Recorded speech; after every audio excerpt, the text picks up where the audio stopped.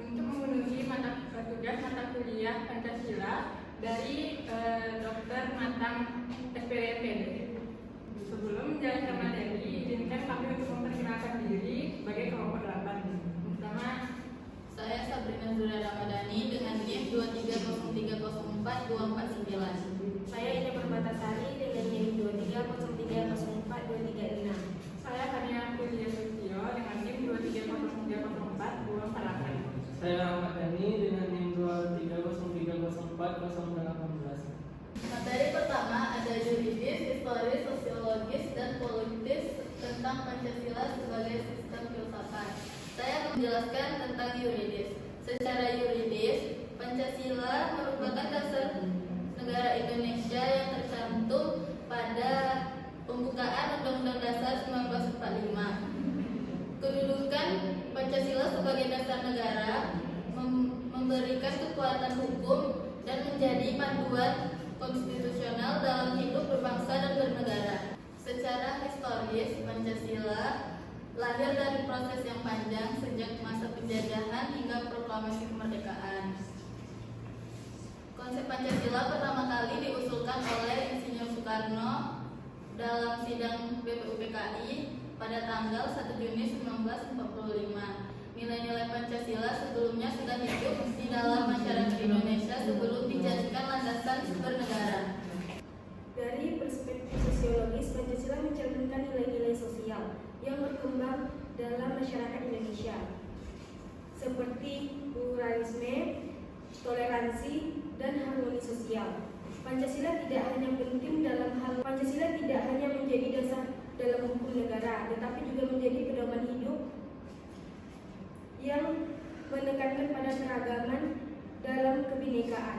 Secara politik, Pancasila merupakan panduan bagi tata kelola pemerintahan dan kehidupan politik di Indonesia.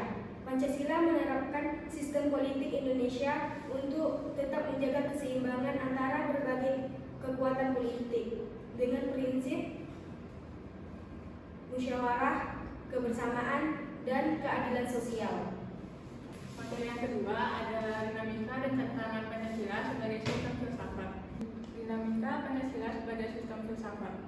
Sejak diresmikan sebagai dasar negara, Pancasila mengalami berbagai perubahan, terutama dalam perubahan dan adaptasi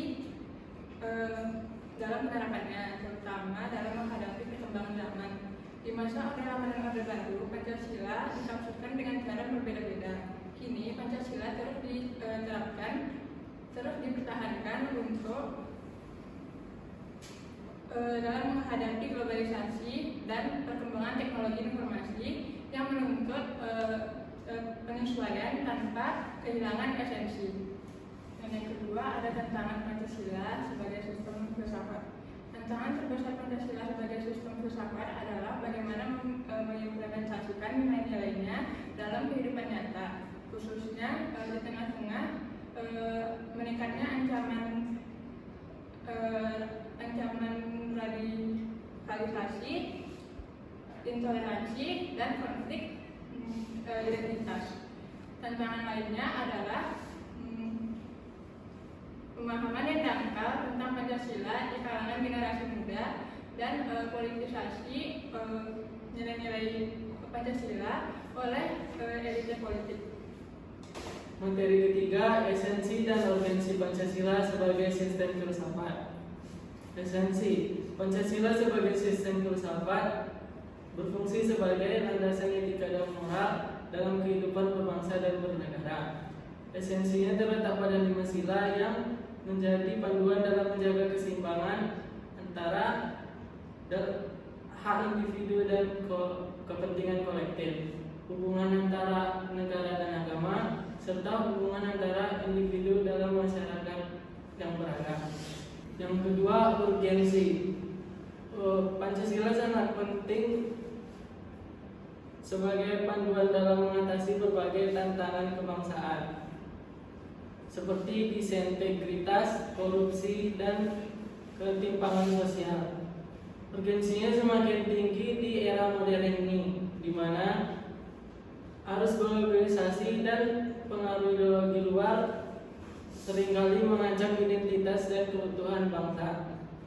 Pancasila diperlukan sebagai filter ideologi dan moral dalam menghadapi berbagai perubahan global. Dengan memahami berbagai aspek di atas, diharapkan Pancasila tidak hanya dipahami sebagai dokumen formal, tapi sebagai nilai-nilai yang dihidupkan dalam keseharian masyarakat dan pemerintahan Indonesia. Sekian penjelasan materi